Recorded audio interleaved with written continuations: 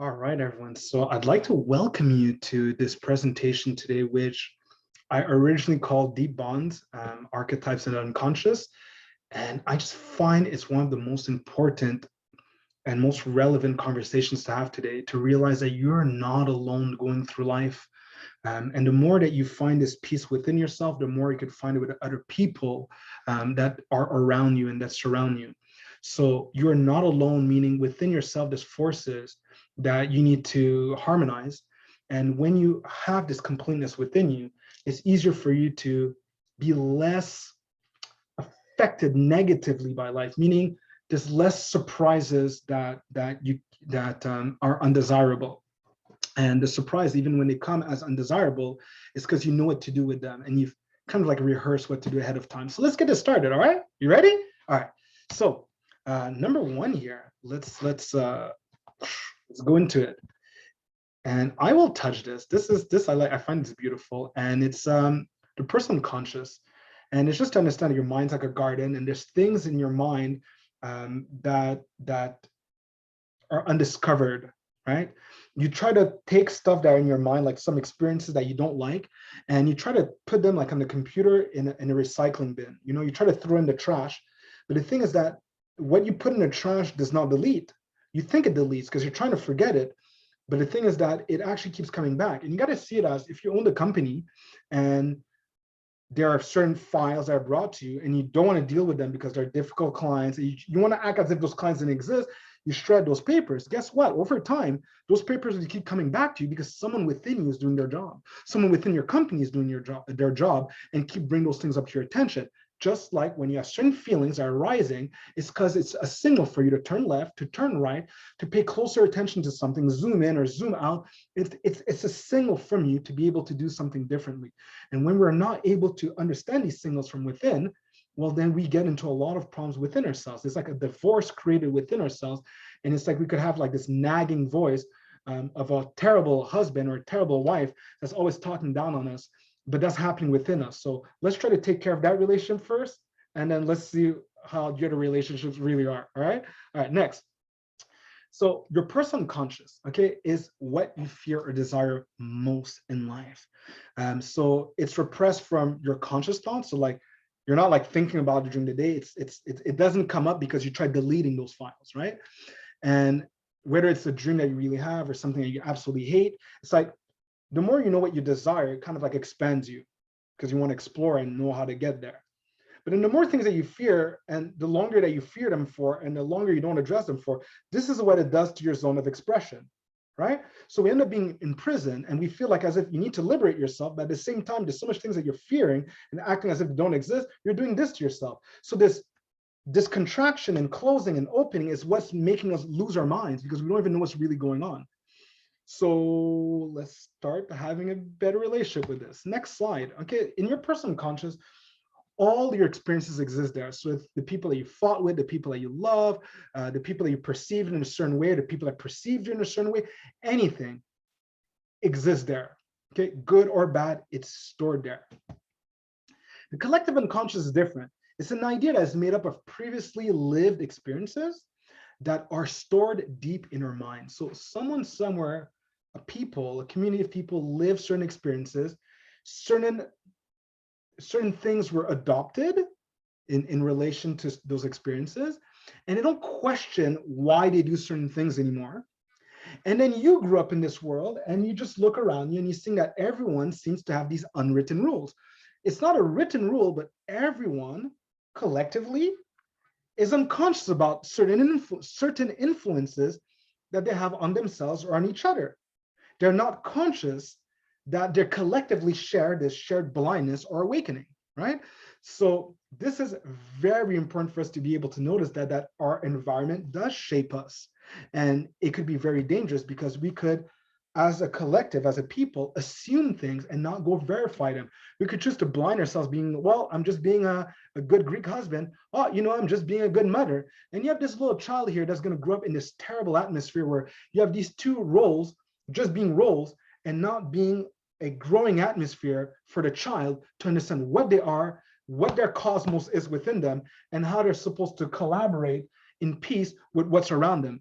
meaning those parents still maybe haven't taken the time to really help the child make peace with life, right? And verify gradually things with themselves. Like gradually, you're always verifying knowledge with application and you test things. Like there's none of that really happening. Like everyone blinds themselves with a role. I'm going to be this, I'm going to be this, and they don't question that. So there's no really exploration. So how can you help a child to explore when you've kind of closed yourself into a role? And that's what I'm trying to say. It's very dangerous for children to do because there's no exploration. You're just telling them what to do and what not to do, just like what we told you to do. So we have gone alien to our own souls. And Vincent van Gogh wrote something. I hope I said his name properly. Everyone has a deep-seated and untapped soul. Yeah, imagine this person here that doesn't even know how to tap into their soul. They don't even realize that they're all over the place. They're looking at themselves in the mirror. They're like, okay, I'm just trying to look beautiful. Their mind's not really there. Their mind is not thinking. They're just like, oh, I'm gonna look beautiful. Am I gonna look good on social media today, right? Am I gonna look good? But in the middle picture, she does not feel good. And she's not really sitting down with this feeling, but at the same time, that's what's going inside of her, right? Her emotions are trying to tell her that. And her soul, right, feels like as if they're alone in the world. It's like as if they're in a prison, they're in a jail, they're dying. So there's like multiple messages happening at the same time within us. Are they harmonized or not? So our perception of reality have become so deviated from our soul's natural balance with time that we find ourselves all over the place. There's no alignment within the different energies that exist within us. I told you, you're not alone. So let's talk about the archetype of the artist, the energy of the artist that's within all of us. And that's what we need to bring out of the closet. Your soul paints colors into your day. If you have a very black and white day filled with obligations, your soul puts a natural touch in it. No one could stop you from making your day more meaningful. No one could stop you from taking little things that make your day super brilliant and shiny and to put them throughout your day. So put in your day the stuff that you want to do every day anyways. There's a way of fusing it as an artist into the things that you feel like you have no choice to do. So the colors that you experience in life depend on you, not on the job, not on the environment, not on anything else, but you. That's your job to be more enjoyable in life, right? The artist creates based on what resides within their souls. They're not motivated by what's in fashion or what's the next thing to do. There's something that's already within them and they're trying to bring it out. And it's interesting because sometimes it comes out in sadness. Sometimes artists go and create when they're in anger. It's very interesting, but they have to collaborate with a force that's within them. That's what artists do. There's a childlike wonder that can materialize ideas and expressions to fulfill deep psychological needs, meaning there are things that you're already born with to want to understand, and you got to find those things. But if you never allowed yourself to think that this is something that was your responsibility to do, you're never going to do it. So you're never going to kind of like grow into this super interesting person because the things that are interesting to you, you repress them because it's not probably going to bring you the money that you thought it could. So materializing an idea into an expression to help fulfill your deep psychological needs. You want to understand certain things already, and you want to be able to express them, and you want to learn about them. So you got to become young again for that. The artist archetype that you already have in you combines your ability of feeling things and sensing things as it touches your body and as it touches your soul. So soul and body, you're able to feel and sense what's going on. You have to at this point. Look, we can't do this anymore. We got to understand these things. And the artist can dig deep into another realm of inspiration. Yeah, inside of them and whatever that connects to. They're able to discover and rediscover themselves again and again and again. They're constantly reinventing themselves. And they can get lost in the process of creating a masterpiece. Can you get lost in creating a masterpiece of who you are? You don't have to be more or less than what you already are. You don't have to try to give an image of what you think you want people to see you as. But whatever you are, be the most awesome version of it. And it's going to be a mixed match Frankenstein type of thing at first, and then it's going to look beautiful with time because you're always discovering and rediscovering yourself. So there is an inner symphony within you. And it's very interesting that an artist is able to kind of like give a form and a personal shape to forces that they feel inside of them. The artist excels when it comes to turning their body parts into a tool, such as my soul is trying to express something and my arm has become an expression for my soul. See? Their hands, feet, eyes, ears, senses, they take control and assume a mind of their own. So when I see this here, I'm trying to say that different processes, like my mind could be like the phoenix, my courage could be like the lion, my carefulness could be like the snake. There are aspects of myself that I could personalize, and they have a predictable behavior, and they could grow like a living being within me. The artist always finds an answer. See, the artist taps into its emotions, emotional intelligence, a different form of it, and draws inspiration from virtually anything and everything that crosses its path, meaning artists can create from whatever is thrown their way. If that's not finding peace to move forward in life, I don't know what is. The problem is when you don't know what to do, anger comes. When you don't know what to say, you don't know what to express. There's a confusion, there's a desperation, there's a panic, right? It's always of, do I know what to do in this situation? And the artist always finds a way to know what to do in this situation based on whatever emotion they have and the inspiration that's given to them at the moment. And the artist is able to do stuff like Rafael Nadal. How do you get so good at tennis? How many hours do you do? It doesn't really matter to Rafael Nadal, because you know why he's such a legendary tennis player? He actually likes tennis. He didn't do it because of the money. He didn't do it because his parents forced him, right? He actually likes it. So do things you actually like and get a PhD degree in it, right? Get a masterful level of it because you like doing it. If it comes too easy to you, it's probably why you need to be doing it, right? That's why your life is not going to be a struggle, because you found what your personal ecstasy is. And Rafael Nadal said, well, if I like tennis and I want to make money, well, I'm going to put tennis in the way of my path of making money. So there's me, there's tennis, and it's going to bring me the money that I want, the fulfillment that I want, right? So everything that you need could kind of be connected to what you already are. But the more we're alien to ourselves, we can't get what we really need, and we can't have the strong context of who we are, so that people realize that, wow, we love what we do, we're expert at it, and they're going to support us. They can't, because we're still alien to ourselves. No one has sat us down to be able to do this. So their priorities as an artist are fundamentally rooted at a deeper level, allowing them to experience emotions at a higher elevation. Rafael Nadal is able to have his emotions at an amazing level, at an ecstasy level, because he found a way of expressing himself with something that already exists.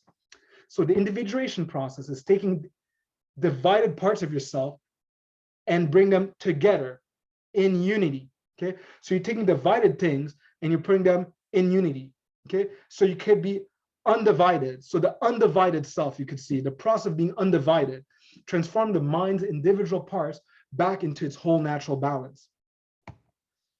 Be yourself. When people say be yourself, what does it mean? Well, it equals your spirit and your soul. The self is a form that contains the soul and the spirit, but each have a different expression prior to being undivided, right?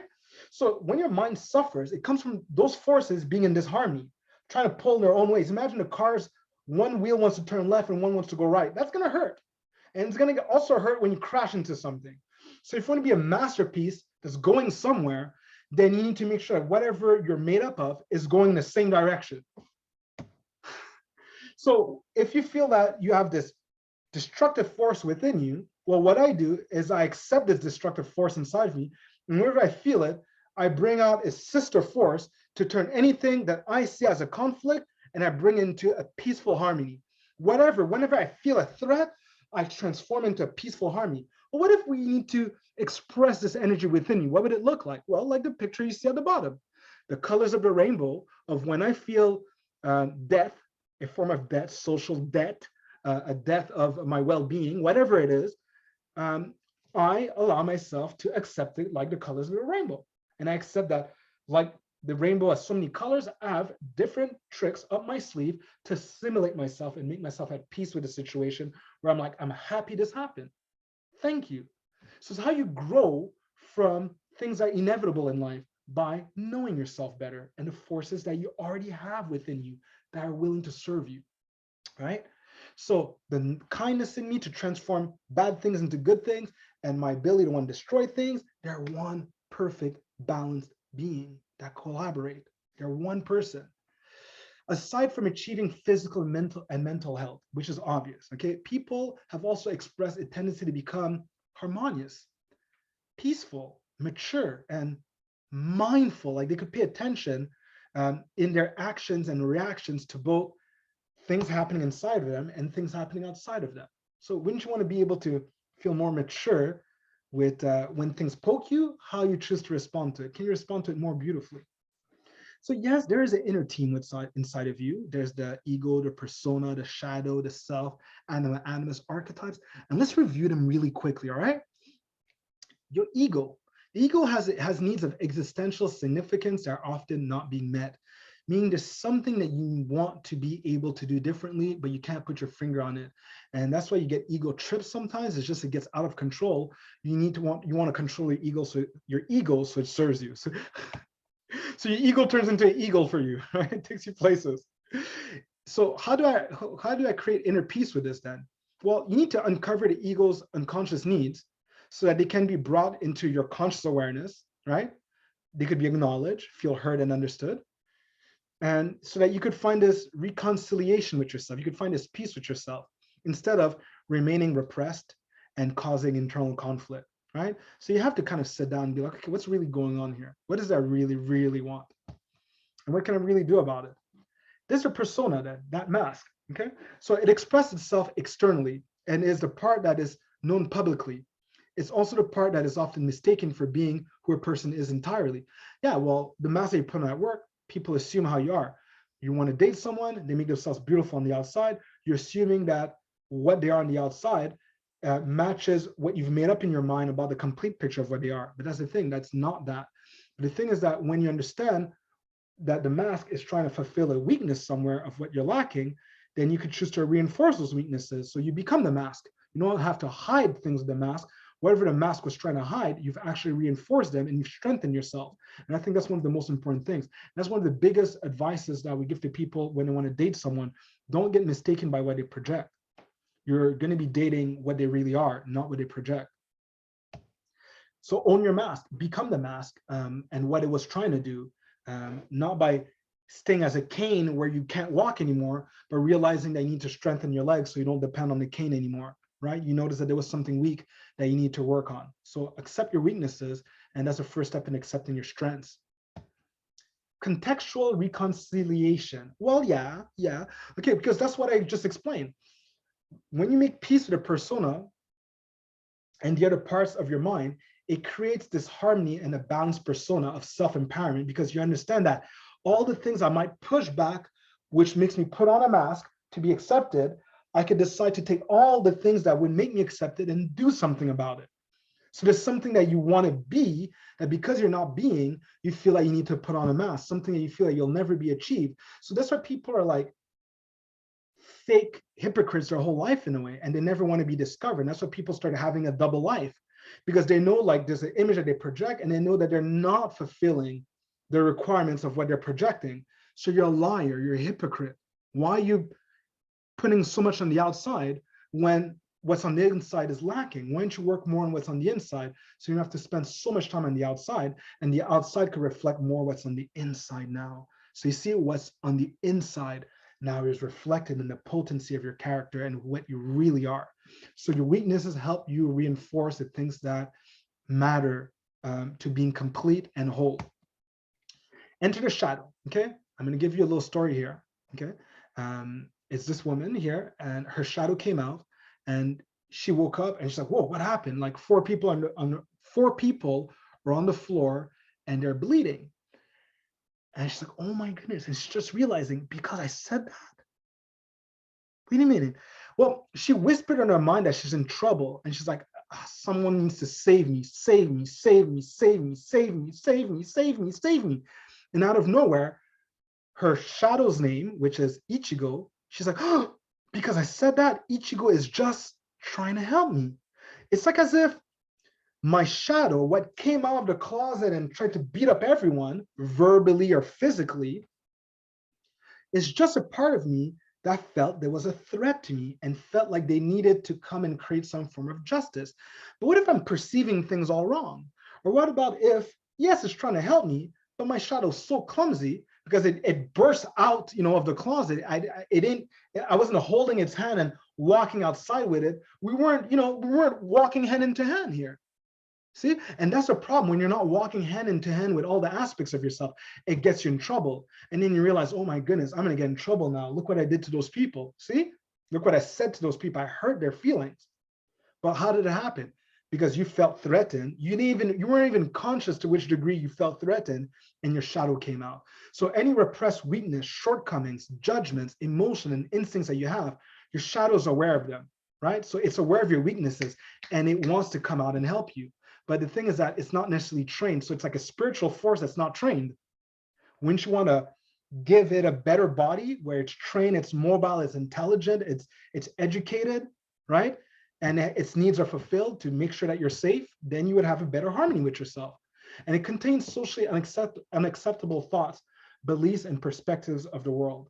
So yes, it realizes to which point that you feel chained, and it wants you to live a life that's unchained. So yes, when you take off the mask, it's you. You come to the realization that it's yourself. It's who you really are that's trying to come out of the closet, but all the aspects of you are trying to come out. And it's the unification of the various paths that you find in your mind. They need to unify somewhere. And what we are truly seeking to be is all that your body's trying to do. So there's like this broken love story inside of us where yourself is trying to use all these different forces within you to try to communicate to you that we're not heading in the right direction. And we just want all the aspects of ourselves to be able to breathe and feel useful, right? And when you don't do that, you create pain and power inside of yourself. And then there's this force inside of you that you're scared of that's going to hurt other people. And you're right. But what about if that force, you could sit down with it and you don't have to hurt anyone, because you could do something that will be calculated and of service. That's the difference. When you can sit down with your emotions, you could do something that is calculated and will serve you later on. When you can't sit down with yourself, things explode, and it can only ruin your reputation in very little time.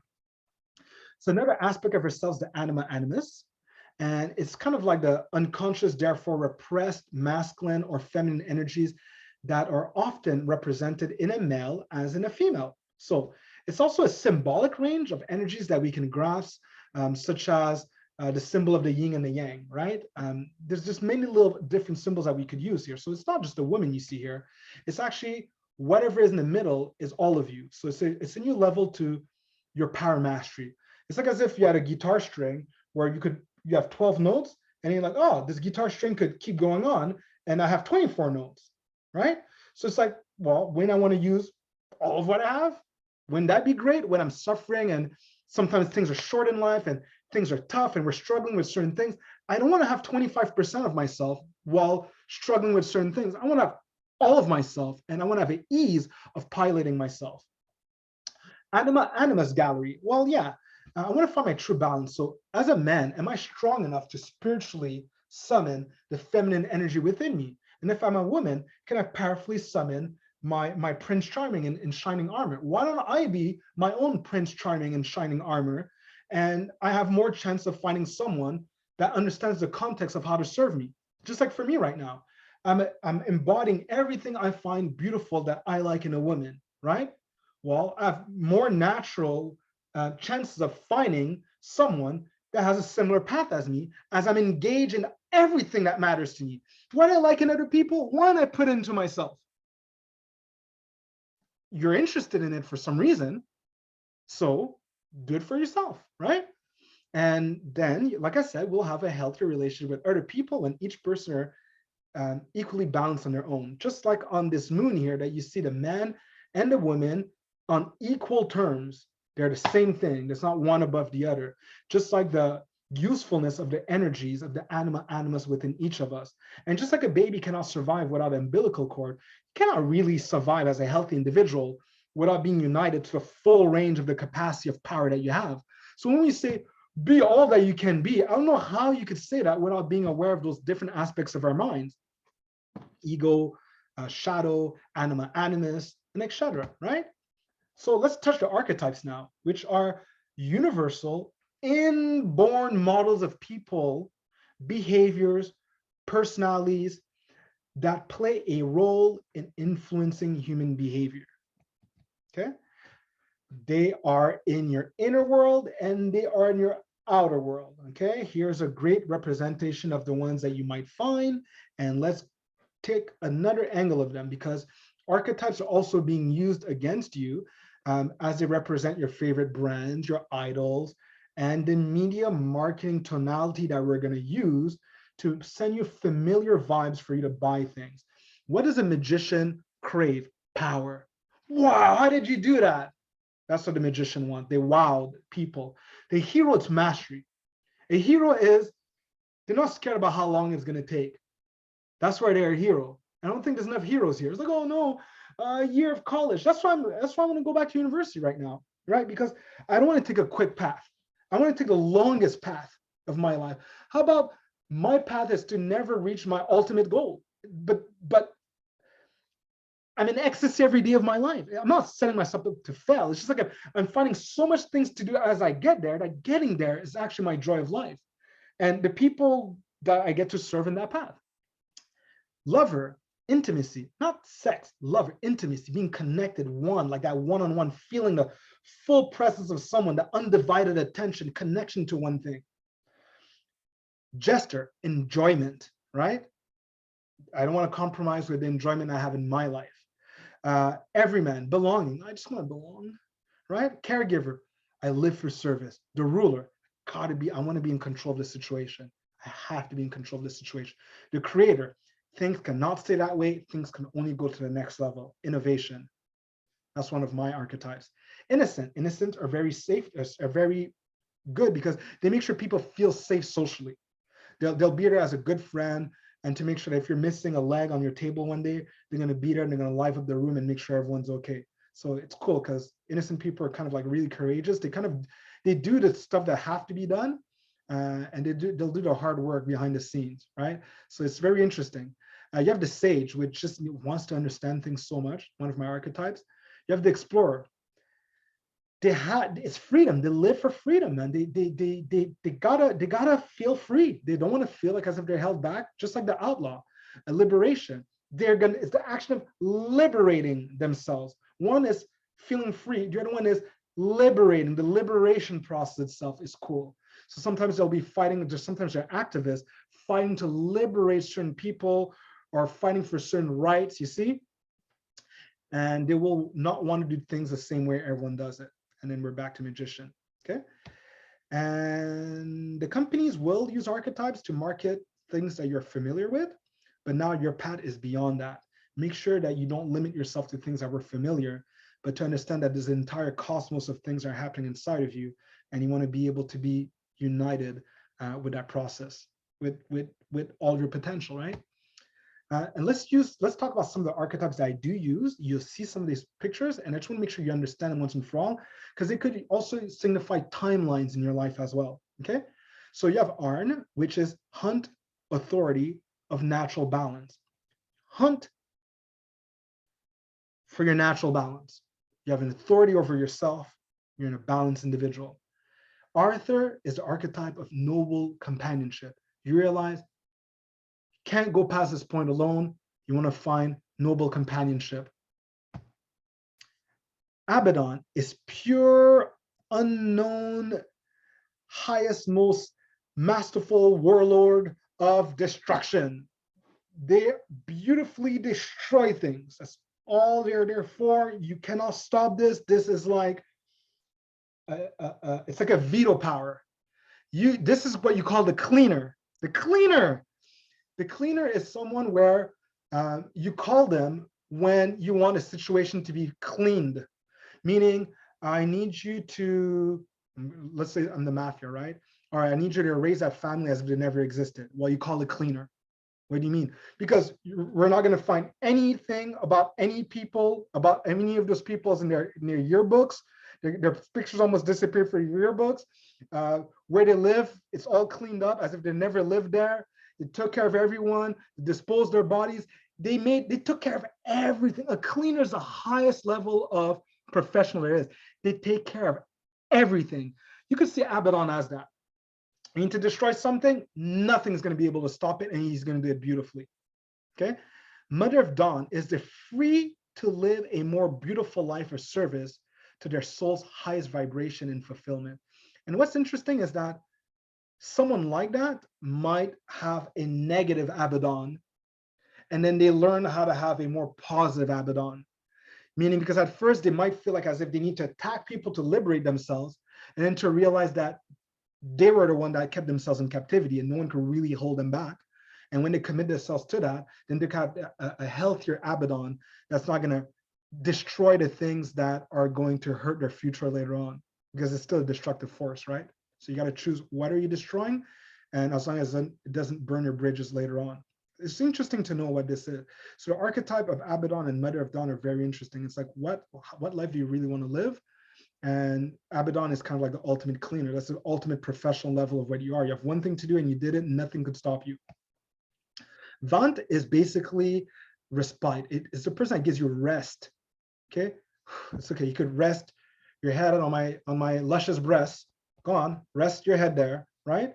That nurturing love. Okay, and let's try to bring you back to what you really are. Okay, you seem to have forgot the image of your inner power, and let's try to restore that, so that when you look in the mirror, you could feel all the power, your forces, and your potential to be all of what you've always been.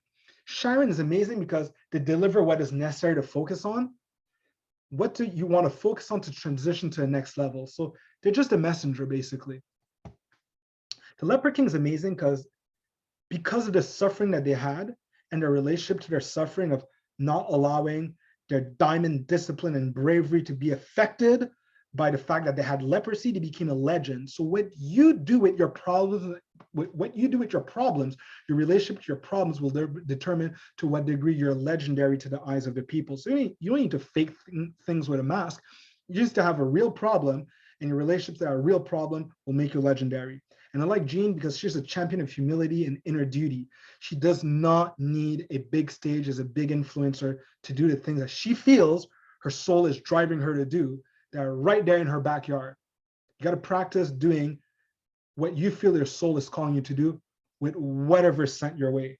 So as an artist, then at some point, you can't stop the stage that you'll be working on. Maybe you'll be working on an international level later on, but you got to start somewhere being you and responding to what your soul is telling you to do.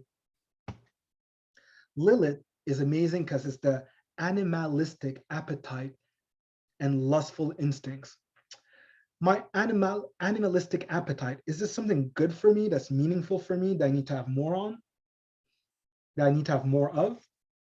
Or I have the lustful instincts that, if I don't manage them, are creating me a double life, which is going to guarantee is going to give me problems with my future focused life. So my appetites, my instincts, how can they serve me? If I have these hormonal things, is it hormones, or is it like my deep instincts asking me to do something that could be done in a way that is worthy of a standing ovation? See, and this is where you turn as an artist, whatever's already within you, in a way that is only going to serve you. See, you could give in to appetites and instincts that will not serve you. It could only harm what you want long term. So how you choose to express yourself by sitting down, by sitting down here with yourself and being honest with yourself.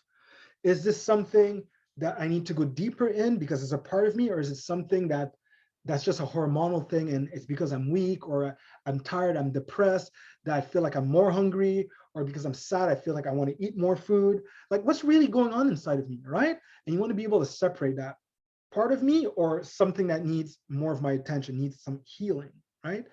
And I love Lilith because of that, because she enables you to be honest with the cravings that you have. Is it a noble craving, or is it going to harm you? And Lady of Masks, I used to be a trainer, so I was a Lady of Masks. I could help you with the archetypal expression retrieval, meaning I can help you retrieve what you want to express in an archetype. Oh, so you want to be a bodybuilder. Oh, okay, so you want to be a yoga artist. Oh, okay, you want to be a painter. I get it. Oh, okay, so you see? So like, I could try to categorize what you're attempting to do, okay? And instead of reclamation and vanity evaluation of surface appearances, meaning sometimes you want to be like, am I shallow?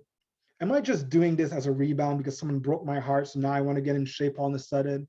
Is it to get even to with someone I'm trying to start my business, let's say? So there's a lot of things that we're doing that have to do with other people's businesses and have nothing to do with where are we going in life, right? So we occupy ourselves with other people's lives when we don't really have something that's within us that has been awakened and that's bring us from point A to point B. So Lady of Mask enables you to be the real you and to notice maybe what you feel like you're lacking and to help you set a path of strategy towards what you want to acquire. So what you were trying to get with a superficial mask, you could become it as the real deal. And I like that because I could evaluate to which people are doing things on a surface and to which degree it's deeply embedded in them. And that's why I like the Lilith and the Lady of Mask on the same page, right? The Prince and the Queen of Shadows kind of fall into the category of the people that you want to avoid in life. The Prince kind of like lost his high status and all the memory of what led to inevitable downfall, meaning, look, there's no way you could have avoided that. But the thing is that the Prince is kind of like contemplating for the first time of how did I get here? I'm not really sure. So someone that has this is kind of like in a fork of the road, they could repent themselves. People feared them for some reason, but they're choosing to repent themselves. This is a beautiful time for any person in their lives when they feel like they're questioning themselves for once, right? And your thinking could come back and you're not reacting anymore. Your reasoning is coming back. Then you have the Queen of Shadows, which is the opposite of equanimity. When there's a situation that's critical, they explode. And they explode with wrathful suspicion. So they make a mess when things are already a mess.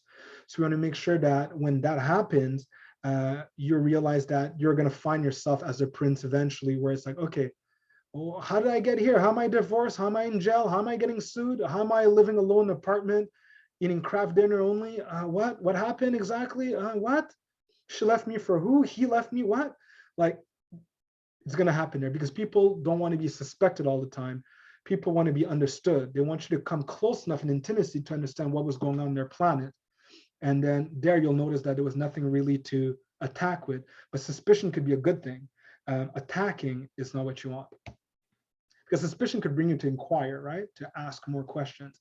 The martyr and the eternal servitor. So the martyr is about honesty, about about the shameful emotions that you have, and they help you to complete yourself. So she's like Vaughn. It's like it's time to get back up, all right? You might be blinded by a few things. It's time to rediscover who you really are, right? It's time to get back up. And she'll show it to you by what you're blinded about. That's why you kind of have you're blinded by something, right? But you're blind by your shame, by your fears, by your grief, by your despair, by the lies around you, by the illusions that are created, by the attachments that you've created in life. She helps you liberate yourself from that. And to do what? To come to what the eternal servitor in you wants to do. The hope of completing yourself, this yearning of completing yourself, knowing that you're incomplete, and the joy is in that path, right? And then you see that there's no strict face on you, right? And there's no like determined heart. It's just kind of like you could love anything, you could be anything, but whatever you are, you'll be a better version of it. Golden Empress and Osiris. Golden Empress teaches us what you can do when you decide to have the Lady of Masks as your trainer. All the weaknesses that you tried to cover up, she helps you develop them. So naked, you have the potency of character, the confidence, the magnetism of the discipline that you've had day after day, night after night. She doesn't have to hide anything. Naked, she has our whole power. And that's what people do not have today. Then Osiris is a commitment of acquiring something that you're responsible for, such as the wholeness and the wellness that is achievable by you. Why live at 25% of what you're able to do? And having a bigger bank account does not mean that you're going to live at any higher percentage of that. It's what are you doing right now with what you have in resources to live the most expressed life? That gets better with time. Your resources will get better to it. The connections that you have will be more aligned with it, but it's because you were committed to acquire something that you are responsible for, your life, and what you're going to do it in, and who it's going to impact. The Morrigan and the Hades are my two favorite because the Morrigan helps me to introspect on what I perceive as an opposition. And I could shape shift my attention to be like, okay, now I'm the aggressor. Okay, now I'm going to be the victim in my mind. Okay, now I'm going to be the observer of the person I was looking at both of them fight. Like I could do that. And then when I choose to engage in life, I understand that I could choose to be the listening person. I could choose to be the talking person. I could be the observer. I understand that I have different roles that I could shape shift into in the way that it serves me to have the best possible outcome of my day, right? I can't have the same role in life and have a smooth life. Just like you can't have like one gear in your car and expect to have like a smooth ride. You have to learn how to shift gears, just like you learn how to shape shift gears, shape shift the different personalities within your own mind that are still one part of you. See? So Hades then enables you to give you that wisdom of what is inevitable, the wisdom of equanimity, of when there's a critical situation, he's able to be at peace and see what's inevitable. And that goes hand into hand with shifting your attention, shifting how you hear things, and to be able to introspect on, how can I have done things better today? How could I have had collaborated and adapted myself better to this situation?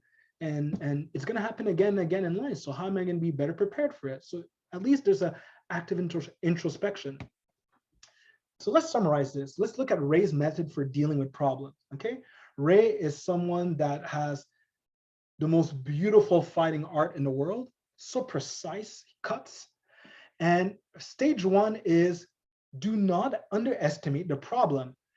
Evaluate and analyze, introspect, right, on basically everything that could go wrong, right? Don't try to be too optimistic here. No. This is when you want your doubter to come in and you want to understand, okay, what are all the things that could go wrong? And allow yourself to be amused by it, because you are going to overcome it anyhow. It's like a puzzle that you're looking at, like, okay, I'm going to come and solve this puzzle, right? Second step is you show up with all your potency and magnetism. Like what? Like this, like the lady here, the Golden Empress. You show up there, right? Make my day attitude. And then now you had something in your mind before. Now you're seeing the physical threat. And now you take all the knowledge that you understood, and now you're trying to pinpoint it on the actual places that you're going to strike. See, before there was a theory of understanding. Now it's the experience part. You're about to engage yourself. Like when you're about to do a set in training, first you got to understand what you want to do, what you want to happen in the exercise, what you don't want to happen in the exercise, what could go wrong. Then it's like, okay, this is the 10 seconds before your set starts. So okay. Now you have to see this like you got to visualize this in a different way. It's like it's going to happen now. So there's a different mind preparation. And the third one, you slice everything that could go wrong. And then the last picture, you make sure that anything that could go wrong will never be a threat to you ever again. In everything you approach in life that could happen, whether it's a threat that comes up to your mind, socially, emotionally, whatever it is, it needs your attention. Anything that could hurt you requires your attention. Anything that you could perceive in the future and bothering you, you will come across it. You see, he had something in his mind and he came across it. Then in all his peacefulness, right? Look, he's more peaceful attacking than he was at observing the situation. Because first there's a theater in the mind, you're imagining all the things, then there's a real situation. You slice through it, and then you make sure it can never get back up and attack you again. Meaning there's a relationship that you're gonna have with the things that threaten you that will not affect you in the future. So there's you attacking in the present, and then there's an attitude of how you're affecting it to unroot the problem in the future. And how do you unroot a problem in the future? You turn the habit into a character habit. You make the habit that led you to not have problems part of your character. For something to be part of your character, it has to be part of your daily thinking and part of your daily breathing, part of your daily doing, part of your daily being, okay? So when you're being a solution, it's gonna become part of your character. If you're running away from problems, it's gonna become part of your character as well.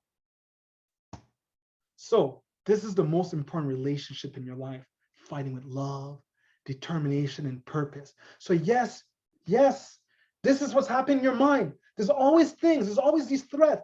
Every time you think about anxiety, this thing's uncomfortable, this thing could happen. There's an action that you could embody in calmness in your daily life that is as if you're doing this, but it's taking care of those problems later on. So you could be doing things right now that are going to be doing this in the future, where future problems won't arise because the solution could be found deep rooted into your character. And that's how you create a legendary status around you. Your life has a context, and your character, known by people, and especially when there's a critical situation, verifies that you are the real deal. You are the real deal. Because when the problem arises, when the problem came out of nowhere, your real power came out of nowhere, and it didn't go and attack people, it destroyed the problem. And that is my presentation for you today. I hope that you enjoyed this. I love this because I like sharing this with people. I like sharing things that are always happening inside of them, and people fight themselves without realizing that they're really fighting themselves inside. And when they make peace with that, they cannot have the same problems with the people outside, because it becomes inevitable wisdom. And that's how you have equanimity. You go see, why is that person got so afraid, and you try to put yourself in their shoes, and then you put yourself back in your shoes, and you try to see what knowledge wasn't there, and then you understand other people more, but you understand yourself more, right? So there's many ways that we could be more selfish in life, but in a way that serves us. There's a way that we could be more cruel in life, but in a way that serves us. Meaning, you're not going to do something cruel to go hurt someone else. You did something that seemed to be cruel as something that's hurting you, meaning you were cruel to a tendency that keeps you in disempowerment. Well, how were you cruel to it? Well, you took all the bags of chips that were in your house, you were cruel, you put gasoline over them, right? Lighter fuel, and then you lit on fire. Was that cruel? Did you enjoy it? Yes, it was cruel. Did you enjoy it? Yes. But is this a symbol of empowerment for you never allowing those foods and your weak will to bully you around and to make you feel ashamed of yourself every time you look at yourself in the mirror? Imagine all your life you're ashamed of looking at yourself in the mirror. Well, there's something that you're pushing back to do, and it's leading you to have unhealthy relationships with other things, and it's going to make your character hold on to these things, right? So let's do something else. Let's make my character have more courage to take anything that makes me uncomfortable and to go attack it head on. The threat is attacked to me, not the person. I leave the person alone. I attack what I feel is a threat to me. Leave people out of there. 99% of conflicts that we have to do with our own internal issues. And that's the big secret I want to share with you. So let's take our personal unconscious and let's make it conscious, so that we have the full range of our power that's only allowing us, that only wants us to have the best possible outcome in life. Let's collaborate with that force once and for all. Take care, everyone. Until next time. Ciao.